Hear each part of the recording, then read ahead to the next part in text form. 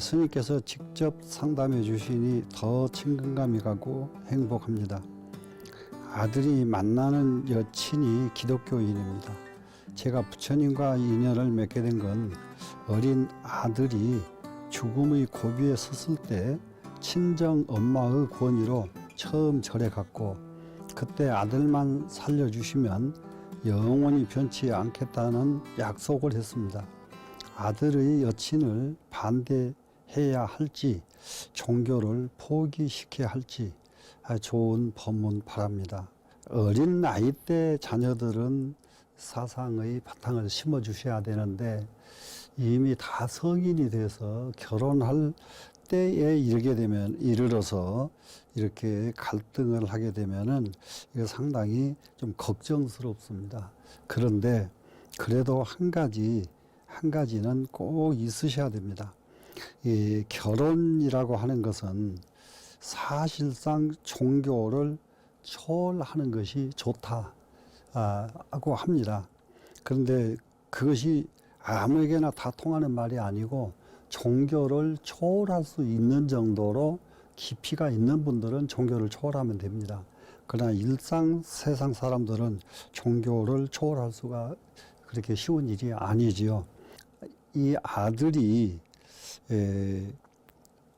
죽음의 고비에 섰을 때 이 아들을 위해서 기도를 했다는 이 얘기를 들었는데, 그 저자가 그렇다면은 그 기도로 통해서 새롭게 이게 질병도 벗어나고 이만큼 건강하게 됐다 그런다면은 그 저자는 그 종교에 따라주는 것이 옳습니다. 그 말을 듣고도 내 종교 때문에 나는 안 돼 이렇게 한다고 한다면은 인연이라고 할 수가 없는 것입니다. 인연이라는 것은 상대방의 상황을 듣고 나를 버리고 그쪽과 같이 하나가 되는 것이, 이것이 인연입니다. 그리고 둘째로 이게 부부가 된다 하는 것은 서로 양쪽 다른 사람들이 서로 자기가 가지고 있던 모든 것을 놓고 새로운 삶을 살아가는 것이 부부거든요. 그럴 적에